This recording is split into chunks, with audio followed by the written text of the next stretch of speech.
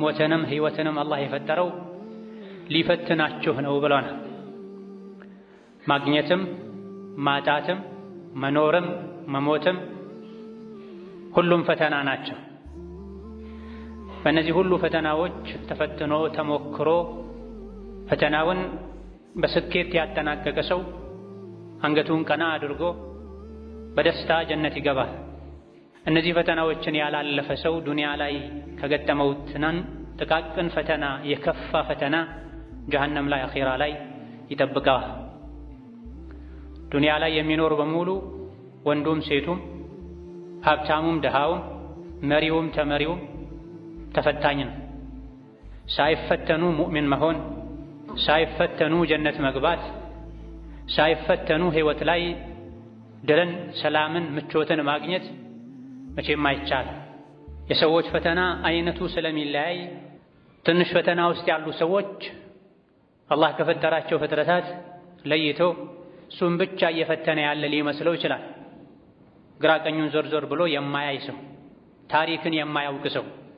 ነገሩ እንደዚህ አይደለም። እውነታው ሰው ሁሉ ፈተና ላይ ነው ያለው። አንዳንዱ ስራ በማጣት፣ ሌላው ትዳር በማጣት፣ ሌላው ትዳሩ ላይ ሰላም በማጣት፣ አንዳንዱ ከትዳር ዓላማዎች አንዱ የሆነውን ልጅ በማጣት፣ ሌላው ሀገሩ ላይ አካባቢ ላይ ሰላም በማጣት፣ ሌላው ጤና በማጣት ወህሉም መጀራ ሰው ሆኖ ማይፈተን የለም። ታዲያ ፈተና የማይቀር መሆኑን ሙእምን እስካረጋገጠ ድረስ በአላህ ቃል እስካመነ ድረስ የፈተና መድኃኒቱ ምንድነው የሚል ትልቅ ጥያቄ ሙእምን ልብ ውስጥ መፈጠር አለበት። መድኃኒቱን ካወቁ ሁሉም በሽታ ቀላል ነው። መድኃኒቱን ካላወቁ ቀላሉን በሽታ ከባድ ሆኖ የባሰ ችግር አደጋ ያስከትላል። ያለንበት ጊዜ አኺር ዘመን እንደመሆኑ ፈተናዎች ይበዛሉ።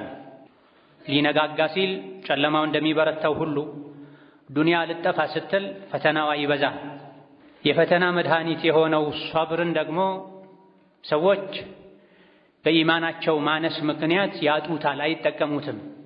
ወደ አኺር ዘመን ስንጠጋ ኢማን ይቀንሳል፣ ሙእሚኖች ጥቂት ነው የሚሆኑት።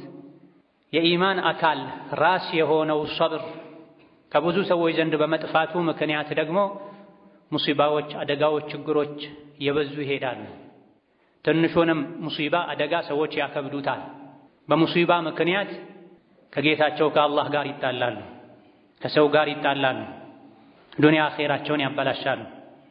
አንዳንዱ በዲን ምክንያት የደረሰበትን ፈተና ባለመቋቋም፣ አንዳንዶች ደግሞ የዱንያ ሙሲባን ባለመቋቋማቸው ምክንያት ባለፉት ጥቂት ሳምንታት ውስጥ ብቻ የትዳር ዕድሜ ስላለፈ የሰዎችን፣ የቤተሰብን፣ የጎረቤትን ምላስ አልቻልኩትም፣ ስለዚህ ከዱንያ መወገድ አለብኝ ብለው የወሰኑ ሰዎች አሉ።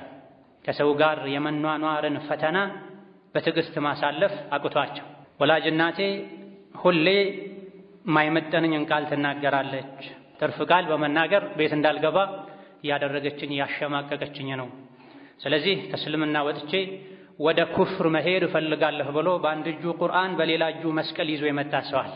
ስራ ተበላሸብኝ፣ መኖር ከበደኝ ብሎ ራሱን ለመጉዳት፣ ከዱንያ ለመውጣት፣ ከአላህ ለመጣላት ሙከራ ያደረገም ሰው አለ። በየጊዜው ከወንድም ከሴትም እንደዚህ አይነት ችግሮች ይታያል። ይህ